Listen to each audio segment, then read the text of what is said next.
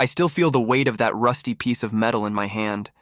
I still hear the sound it made when it tore through his skin, the hot blood splattering on my face, on my arms.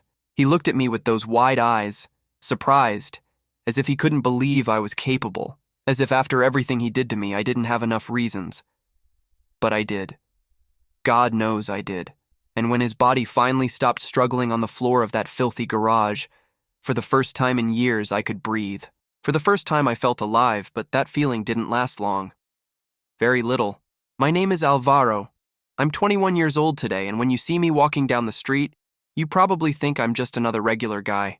I wear a cap, sometimes headphones, walk with my hands in my pockets. Nothing special. But if you knew what I did 3 years ago, you'd probably cross to the other side of the street. I killed my father. It wasn't an accident. It wasn't self-defense in the traditional sense. It was necessary. At least that's what I thought at that moment. I spent 2.5 years in juvenile detention and got out 6 months ago. During all that time, everyone had an opinion about me. The social workers thought I was a monster. My mother's side of the family completely disowned me. The neighbors whispered when they saw me. On the internet, in the forums where they discussed my case, half the people said I deserved life in prison. The other half said my father got what he deserved, but nobody really knows the complete story. Nobody was there all those years, in that hell that was my home. Today, living alone in this small apartment that I got with the help of an NGO that supports young people released from the system, I can finally tell my version. Not to completely justify myself, because I know what I did was wrong in the eyes of the law and society. But so you understand that sometimes the line between victim and perpetrator is much thinner than it seems.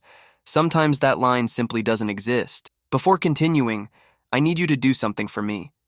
If you're really paying attention to my story, if you're truly interested in understanding what I went through, I need you to like this video now. Subscribe to the Traumatic Accounts channel. Turn on the notification bell so you don't miss any story like mine, and comment down below where you're watching this from. It's not just a random request. I need to know there are people willing to listen without immediately judging.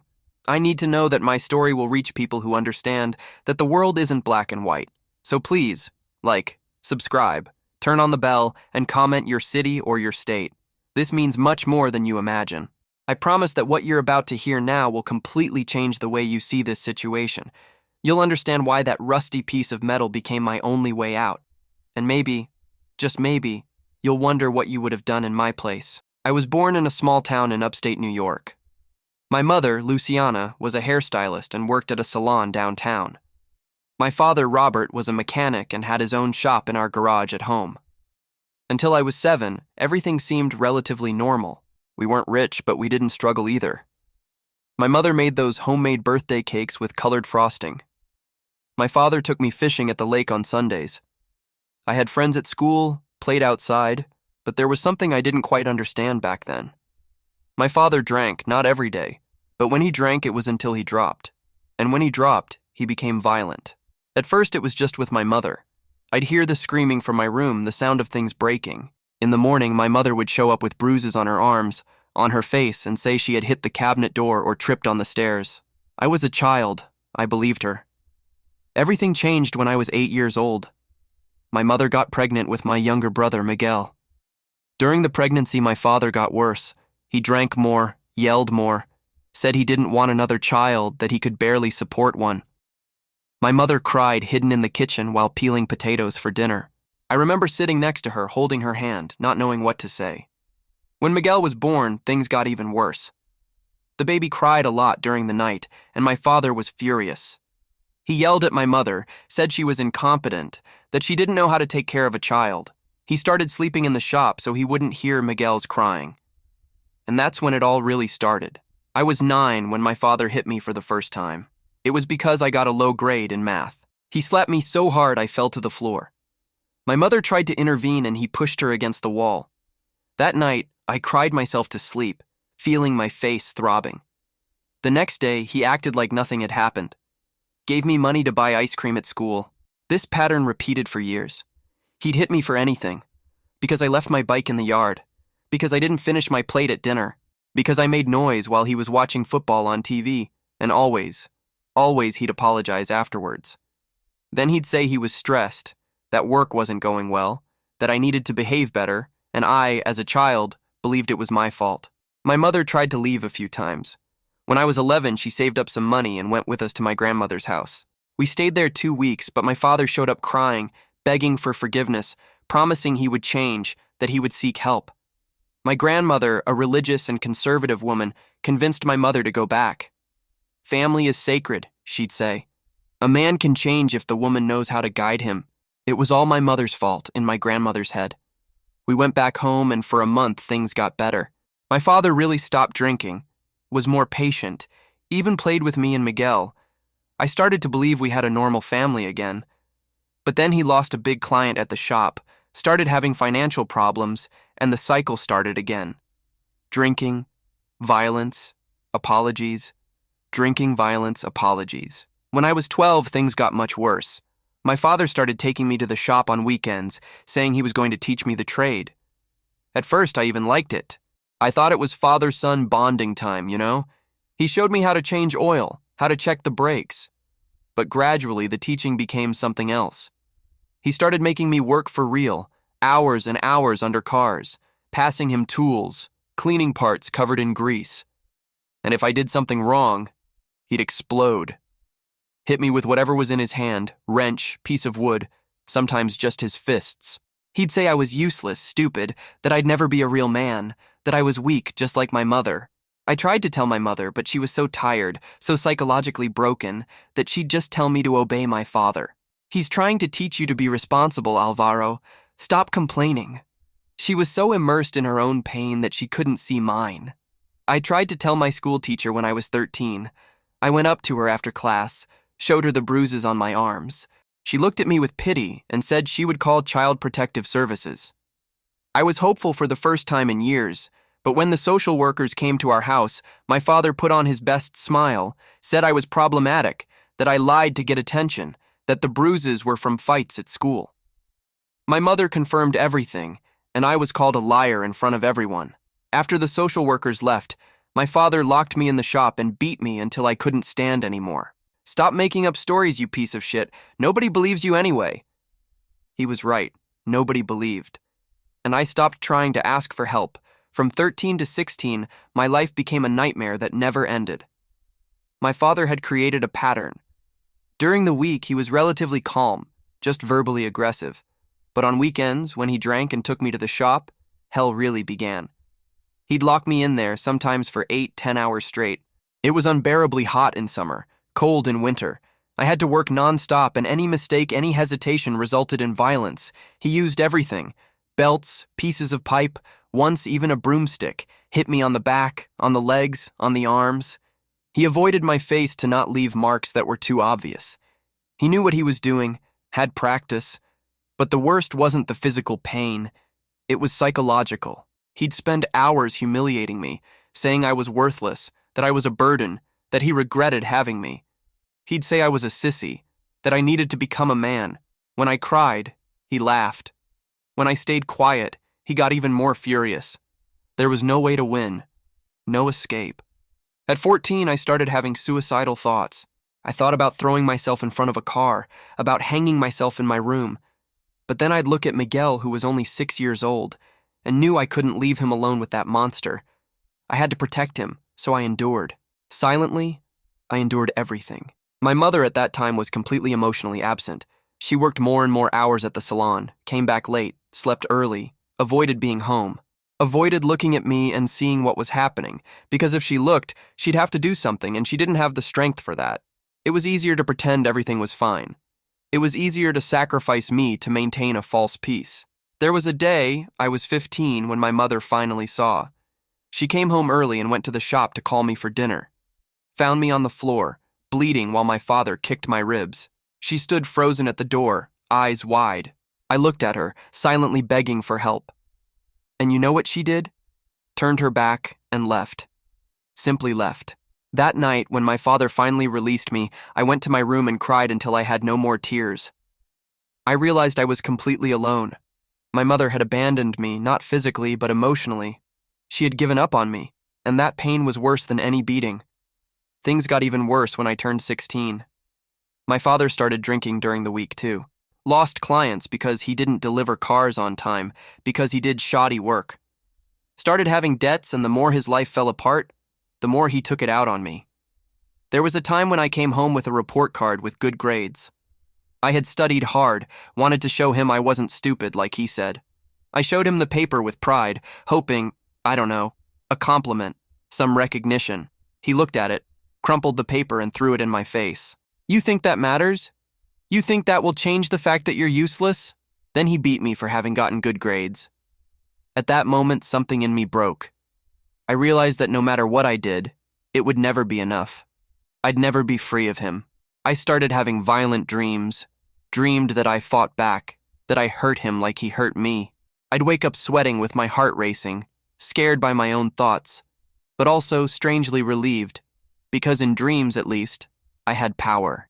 In dreams, I wasn't the victim. At 17, I discovered my father was stealing money that my mother saved to pay the bills. She had a piggy bank hidden in the closet, saved to buy school supplies for me and Miguel. I saw when he took the money, counted it, put it in his pocket, and went out to the bar. I watched my mother discover the empty piggy bank that night. Sat next to her while she cried softly in the kitchen, and something in me hardened even more. I asked her, "Why don't you leave? Why don't we go away?" She looked at me with those tired eyes, dead inside, and said, "Where to, Alvaro? I don't have money, I have nowhere to go. And you think he'd let us leave just like that? You don't know your father. He'd find us, and then it would be worse." She was afraid, and I was too, but my fear was transforming into something else, into rage, into pure hatred. The violent sessions in the shop became more frequent. Almost every day, he'd invent an excuse to take me there. And it wasn't just beatings anymore. He'd make me stay hours in painful positions, holding heavy tools with my arms extended. If I lowered my arms, he'd hit me. Once he made me kneel on rusty screws for 2 hours. My knees bled, got infected. I couldn't walk properly for a week. I started skipping school. Couldn't concentrate. Couldn't interact with people. My friends drifted away. I was becoming a shadow. A ghost. I was disappearing, and the only thing that kept me minimally alive was that growing rage, that hatred that pulsed inside me like a second heart. There was a day I was in the shop alone, cleaning tools. I picked up a large, heavy wrench, and for the first time I seriously thought I could kill him. It wasn't a scary thought. It was almost comforting. I could end this. I had the power to end this. I put the tool back, but the seed was planted. My father noticed the change in me. Noticed that I didn't cry anymore, that I didn't beg for mercy anymore, and that made him even more furious. He wanted to see me broken, humiliated, begging, but I didn't give him that pleasure anymore. So he increased the violence, trying to break me again. 2 months before the day everything ended, my father gave me such a bad beating that I passed out. I woke up hours later, alone in the shop, in the dark, barely able to move. I dragged my body to the house, climbed the stairs with difficulty. My mother was watching TV in the living room. Looked at me, saw the state I was in, and went back to looking at the TV. No words, no gesture of comfort, nothing. That night, lying in my bed, looking at the ceiling, I made a decision. Not consciously, not with an elaborate plan, but something in me decided that this couldn't continue, that eventually it would be him or me, and I was tired of being me. The day came 3 weeks after that night when I made my unconscious decision. It was a Saturday afternoon, one of those hot and muggy February days. My father had been drinking since early. He was visibly altered, red eyes, breath reeking of cheap whiskey. He called me to the shop, said he had work to do on a car. I knew what that meant. Another Saturday of hell, of being forced to do disgusting things that make me nauseous to this day. I went, as always. I went because I had no choice, or at least that's what I thought. But that day something was different. I could feel a tension in the air, a strange electricity. My father was worse than normal, more aggressive, more erratic. The car he was fixing was lifted on the jack, and he told me to get underneath to check I don't know what. I hesitated. There was something wrong. He noticed my hesitation and exploded. "Get going, you useless piece of shit! You're not even good for this!" I dragged myself under the car. It was dark, smelled of old oil and rust. Then I felt a kick in my ribs, then another. My father had crouched down and was kicking me from under the car. The pain was unbearable, but I couldn't get out. I was trapped in that tight space. I managed to drag myself out, panting, holding my ribs. My father pulled me by the hair, lifted me up and started punching me. In the stomach, in the chest, in the back. I fell on the concrete floor and he continued. Kicks, punches, insults. I couldn't react anymore. I just curled up in fetal position, trying to protect my head. And then he grabbed an old motor belt that was hanging on the wall. Started hitting me with it. The leather whipped my skin, leaving red marks that would soon turn purple. I screamed. For the first time in years, I screamed in pain, in desperation, in rage, and he laughed.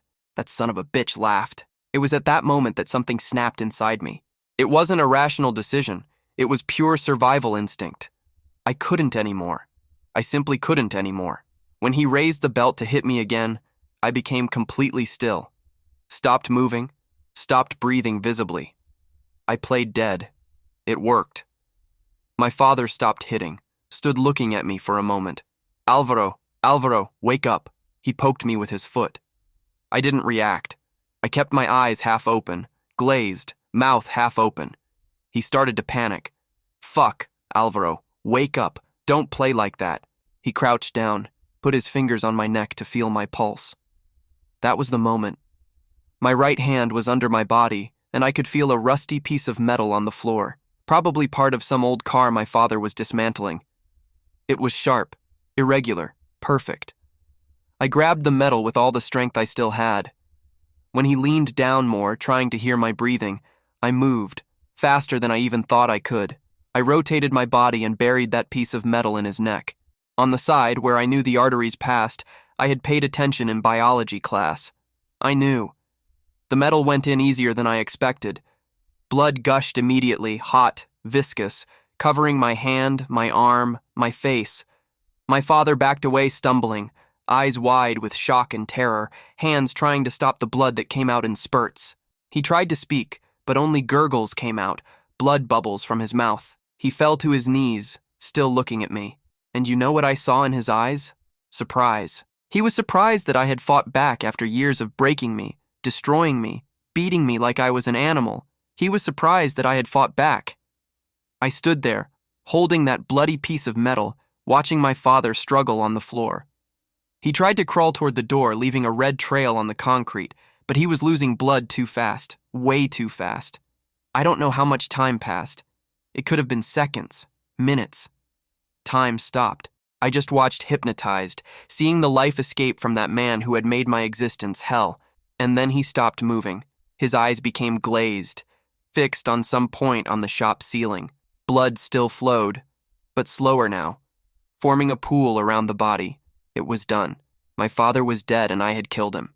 The first thing I felt wasn't regret, wasn't horror. It was relief. A relief so intense that my legs weakened and I fell to my knees beside the body. I breathed deeply for the first time in years, without that constant weight in my chest, without that paralyzing fear. I was free. Finally, I was free. But the relief didn't last long. Reality started to set in. I had killed someone, had taken a person's life. It didn't matter how much he deserved it. Didn't matter everything he had done to me. I had killed a human being, and the consequences of that were unimaginable. I looked at my hands covered in blood, at the piece of metal still in my right hand, at my father's body on the floor, and for the first time I started to shake. My hands shook uncontrollably, my teeth chattered. I couldn't stop shaking. I don't know how long I stayed there, but eventually I heard footsteps. My mother, she had come to see why the shop was so quiet. She opened the door, looked inside, and screamed. A sharp, desperate scream that pierced my eardrums and my heart. She ran inside, fell to her knees beside my father's body, tried to do something, anything, but it was too late. He was dead. Then she looked at me, at the blood on me, at the metal in my hand, and understood. "What did you do, Alvaro? What did you do?" She screamed, cried, looked at me with horror.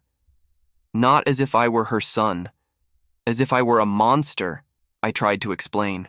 "Mom, he was killing me. I had no choice." But the words came out confused, senseless, and she didn't want to hear. She grabbed the phone and called the police. My own mother turned me in. The police arrived 15 minutes later. I was still there, sitting on the floor, next to the body. I had nowhere to go. Hadn't run away, because deep down I knew it wouldn't help. I had done what I had done, and now I had to face the consequences. They handcuffed me, put me in the squad car. I remember looking out the window and seeing my mother being supported by neighbors, crying uncontrollably. I saw Miguel on the porch, tiny, confused, not understanding what was happening. I tried to smile at him, reassure him somehow, but tears were streaming down my face and I couldn't stop crying. On the way to the police station, one of the officers asked me, "Why did you do this, kid?" I looked at him through the tears and said, "Because I didn't want to die." The trial was quick. I was a minor. I was 17 when I committed the crime. I was sent to juvenile detention, the State Youth Correctional Center. During the entire trial, my mother testified against me, said I was violent, problematic, that I had attacked my father without reason. She rewrote the story, transformed my father into a victim and me into a monster. None of the neighbors confirmed the years of abuse. Either they hadn't seen anything or didn't want to get involved. My teacher from 2 years ago didn't even remember me. The system failed me twice, when it ignored my cries for help and when it judged me only by the final act, without considering the context. My lawyer, an overworked public defender who barely looked at my face during meetings, tried to claim self-defense, but without proof of years of abuse, it was difficult. Eventually, he got a lighter sentence, 2.5 years of detention with progression to semi-liberty. When I arrived at juvenile detention, I was completely broken. Not physically, because ironically I stopped getting beaten, but psychologically I was destroyed. I spent entire nights awake, seeing my father's face, the blood, that last look of surprise. I heard the sounds, the noise the metal made when it pierced his skin, the gurgles when he tried to speak. The first months were the worst. I was put in mandatory therapy. The psychologist was a woman in her 40s, hair pulled back in a tight bun, eyes tired from seeing teenagers destroyed by the system and by life. At first, I didn't say anything in the sessions. I'd sit, looking at the floor, in silence. But gradually, I started to talk. I told everything. The years of abuse, the violence, my mother's neglect, the feeling of being trapped in an endless cycle. I cried a lot in those sessions. Cried for the years I lost, for the childhood I never had, for the father who could have been but never was. The psychologist told me something that stuck in my head. "Alvaro, you were a victim. That's undeniable, but you also became a perpetrator. And you need to carry both those truths for the rest of your life. It's not about justifying what you did, but about understanding why you did it and then learning to live with it." I learned to live with it. It wasn't easy. There were days I'd wake up and feel I deserved to be there, that I deserved every second of that detention, maybe even more. Other days I felt rage at the system that abandoned me, at my mother who betrayed me, at a world that created that impossible situation. Inside juvenile detention, I made friends, other boys with similar stories. Some had killed too, others had robbed, assaulted, dealt drugs. We all had one thing in common. We were products of destroyed families, of a system that failed, of a society that abandoned us until we did something too drastic to be ignored. I met a boy named Lucas, who had killed his stepfather who had been abusing his mother for years. I met another, Tiago, who had killed his older brother, who had been selling him to older men since he was 10. These stories were common there. Children who were so broken, so destroyed, that they eventually broke too. I finished high school while I was detained.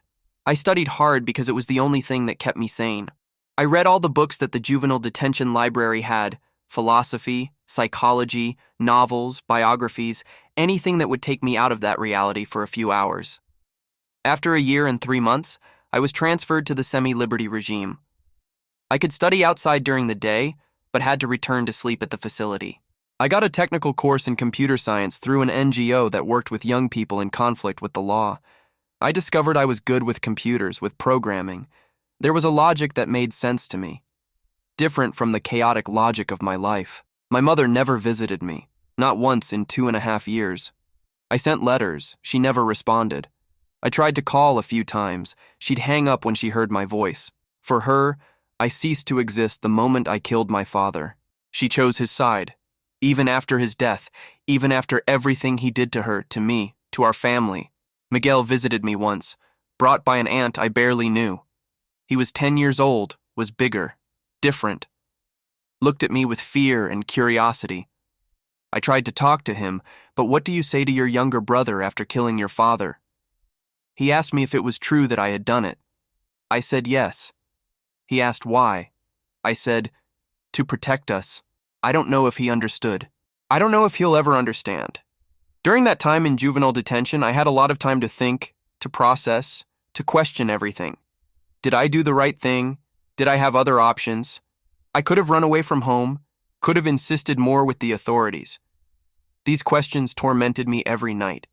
The truth is, I don't know.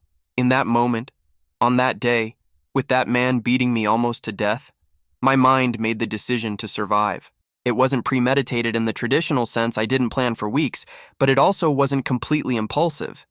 It was the culmination of years of torture, of trauma, of accumulated desperation.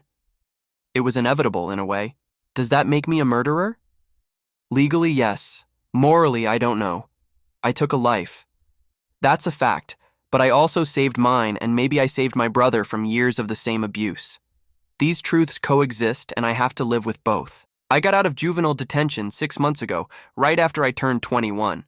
The transition to normal life was brutal. I got this apartment through the NGO that supported me during detention. It's small, barely furnished, but it's mine. It's the first place I can call mine without fear. I work as a freelancer making some websites, system maintenance. It's not much, but it's honest and keeps me going. I avoid going out much, avoid crowded places. I have panic attacks sometimes, especially in enclosed spaces or when I hear screaming.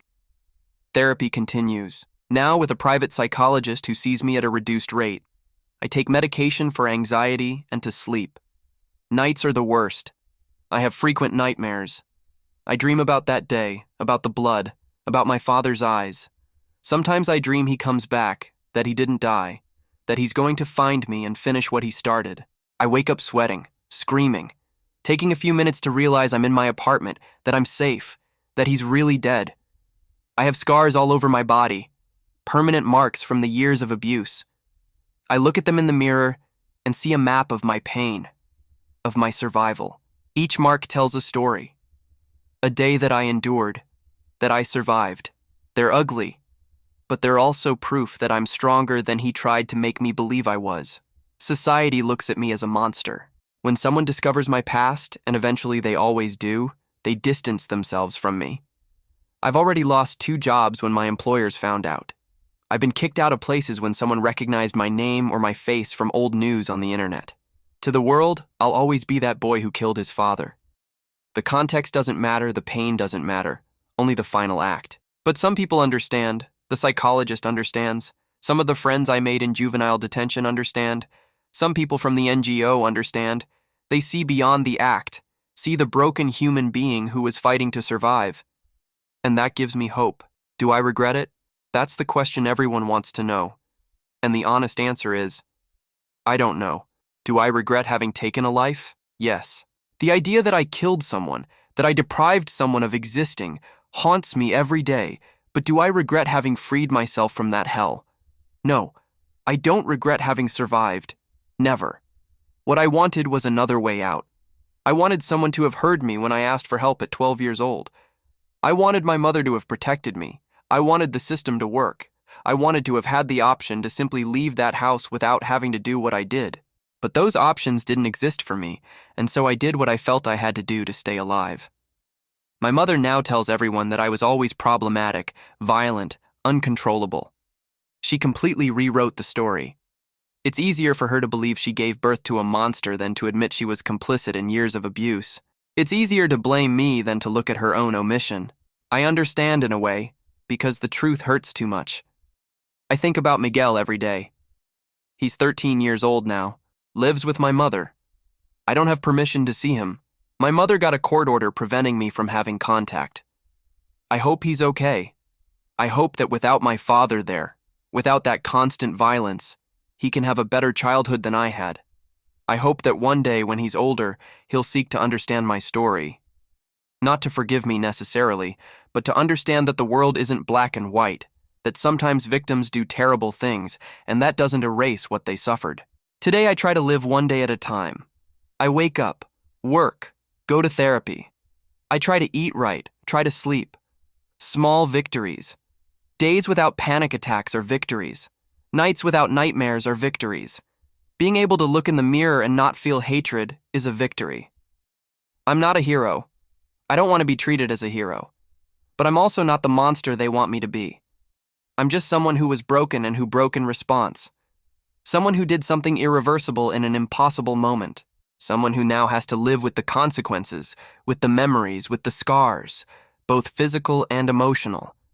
If you made it this far, if you heard my whole story, if you understood at least a little of what I went through, I need you to do something for me. I'm not asking you to agree with what I did. I'm not asking for forgiveness, but I'm asking you to recognize the complexity of all this. That you understand that not everything in life is simple, that people aren't just good or bad, victims or villains. So if you really care, if you could feel at least a fragment of my pain and my struggle, like this video now, subscribe to the Traumatic Accounts channel. Turn on the bell for more stories like mine, stories of real people with impossible dilemmas, and comment down below what time it is on your clock while you're watching this. I want to know there are people willing to listen, to understand, to not judge hastily. Each subscription, each comment shows me that my story matters, that my pain wasn't invisible. So please subscribe, turn on the bell, and comment the time. It's small for you, but it means the world to me. What happened in that shop defined me, but doesn't define me completely. I'm trying to be more than the worst day of my life. I'm trying to build something new with the broken pieces that remained. Some days are easier than others. Some days I wake up and feel I can be a normal person. Other days I can barely get out of bed. I have a new psychologist who told me something important last week. She said, "Alvaro, healing doesn't mean forgetting. Healing means learning to carry the memories without them destroying you. I'm working on that. I'm learning to carry. Sometimes I wonder what my life would be like if none of that had happened. If I had had a normal father, a functional family, maybe I'd be in college now. Maybe I'd have friends, a girlfriend, plans for the future. But that's a path I'll never know. I have to work with the path I have, crooked and full of scars as it is. I don't expect sympathy. I don't expect people to fully understand. How could they? Unless you've lived years of abuse, years feeling there's no way out, you'll never really understand that moment when your survival instinct overcomes everything. And I don't wish that on anyone. I don't wish anyone needs to understand, but I hope, maybe naively, that my story makes a difference for someone. That maybe an adult reading this will notice the signs in a child they know and do something. That maybe a child going through something similar will realize they're not alone. That silence isn't the only option. That there are other ways out even when it seems there aren't. I chose the most violent, most destructive path, and I have to live with that. But I don't want other children to feel that's the only way out. I want the system to work. I want adults to pay attention. I want mothers to protect their children instead of protecting abusers. I want teachers to insist when a child asks for help. I want changes to happen. My story is a tragedy. Multiple tragedies, actually. The tragedy of an abused child. The tragedy of a mother who abandoned her son. The tragedy of a system that failed. And the tragedy of a dead man, even though he was an abuser, because in the end a life was taken. That can never be celebrated, even when it was in self-defense, even when it was to survive. I am Alvaro. I'm 21 years old. I'm a former juvenile detention inmate. I'm a survivor of domestic abuse. I'm a killer. I'm a victim. I'm a perpetrator. I'm all these things at the same time, and none of them defines me completely. And this is my story. Raw, painful, complicated, without a happy ending, without clear redemption, without easy answers, just the truth of someone who did what they felt they needed to do to survive, and now has to live with the consequences forever. Thank you for listening to me. Thank you for not turning it off.